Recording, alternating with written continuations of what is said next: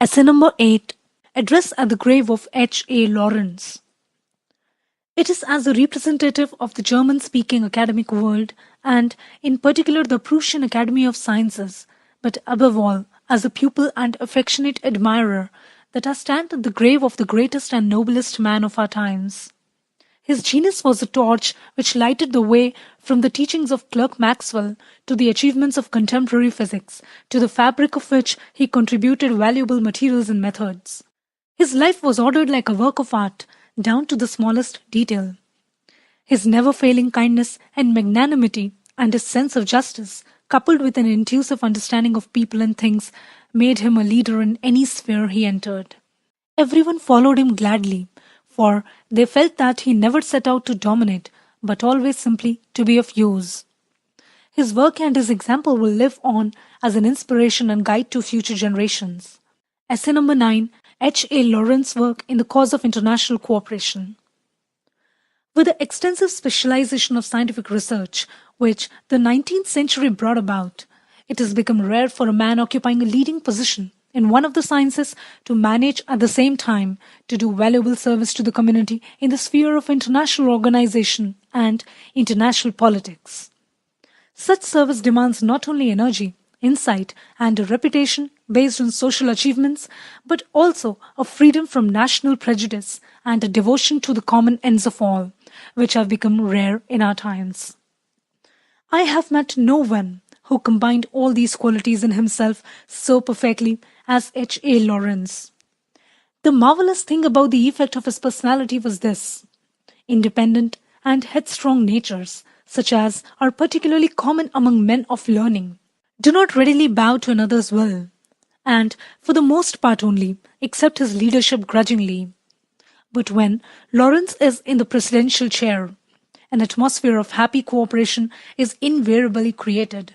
However much those present may differ in their aims and habits of thought, the secret of this success lies not only in his swift comprehension of people and things and his marvelous command of language, but above all in this, that one feels that his whole heart is in the business in hand, and that when he is at work, he has room for nothing else in his mind.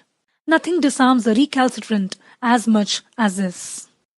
Before the war, Lorentz's activities in the cause of international relations were confined to presiding at congresses of physicists.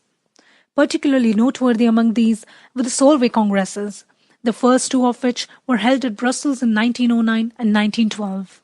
Then came the European War, which was a crushing blow to all who had the improvement of human relations in general at heart. Even before the war was over, and still more after its end, Lorentz devoted himself to the work of reconciliation. His efforts were especially directed towards the re-establishment of fruitful and friendly cooperation between men of learning and scientific societies. An outsider can hardly conceive what uphill work this is. The accumulated resentment of the war period has not yet died down, and many influential men persist in the irreconcilable attitude into which they allowed themselves to be driven by the pressure of circumstances. Hence, Lorentz's efforts resemble those of a doctor with a recalcitrant patient who refuses to take the medicines carefully prepared for his benefit. But Lorentz is not to be deterred once he has recognized a course of action as the right one. The moment the war was over, he joined the governing body of the Conseil de Recherche, which was founded by the savants of the victorious countries, and from which the savants and learned societies of the Central Powers were excluded. His object in taking this step, which caused great offense to the academic world of the Central Powers, was to influence this institution in such a way that it could be expanded into something truly international. He and other right-minded men succeeded, after repeated efforts, in securing the removal of the offensive exclusion clause from the Stats of the Conseil. The goal, which is the restoration of normal and fruitful cooperation between learned societies, is, however, not yet attained, because the academic world of the Central Powers, exasperated by nearly 10 years of exclusion from practically all international gatherings, has got into a habit of keeping itself to itself. Now, however, there are good grounds for hoping that the ice will soon be broken, thanks to the tactful efforts of Lorentz, prompted by pure enthusiasm for the good cause.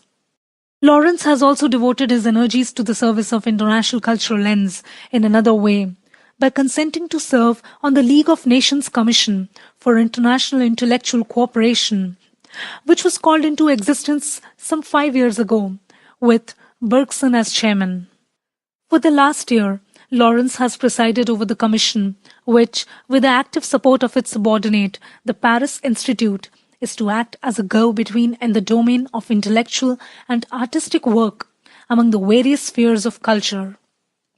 There, too, the beneficent influence of this intelligent, humane, and modest personality, whose unspoken but faithfully followed advice is, not mastery, but service, will lead people in the right way. May his example contribute to the triumph of that spirit.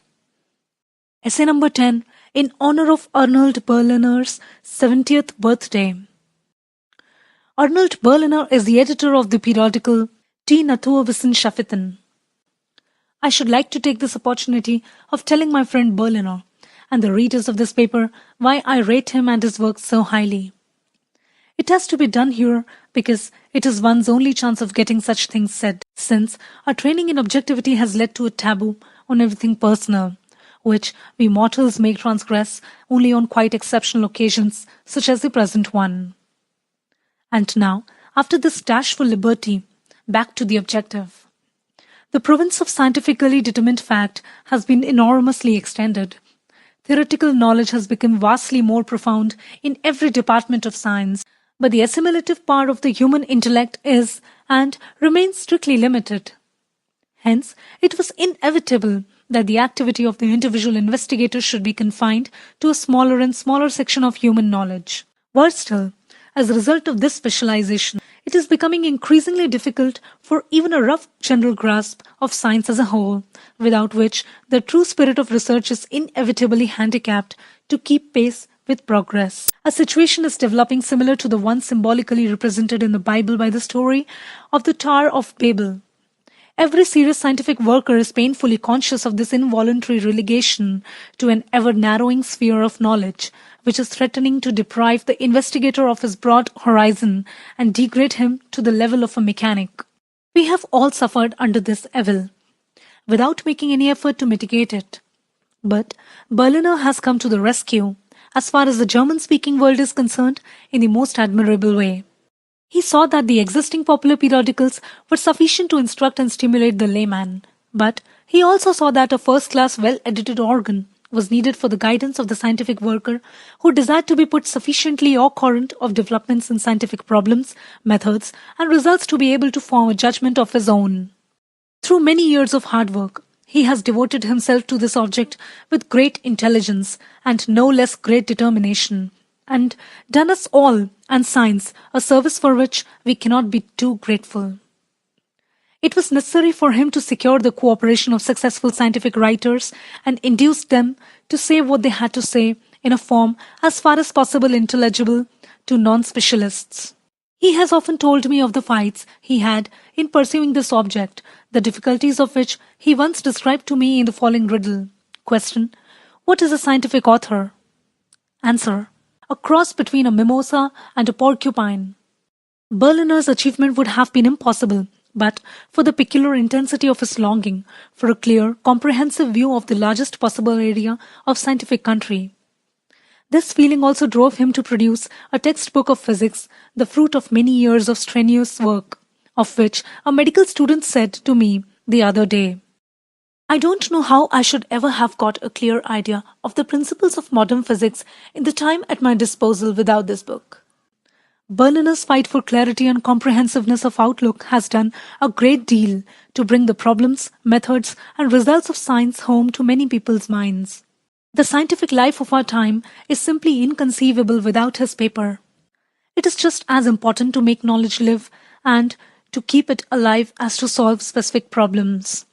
We are all conscious of what we owe to Arnold Berliner. Do not be angry with me for this indiscretion, my dear Berliner. A serious-minded man enjoys a good laugh now and then. Popolimnus was more than a brilliant engineer and writer.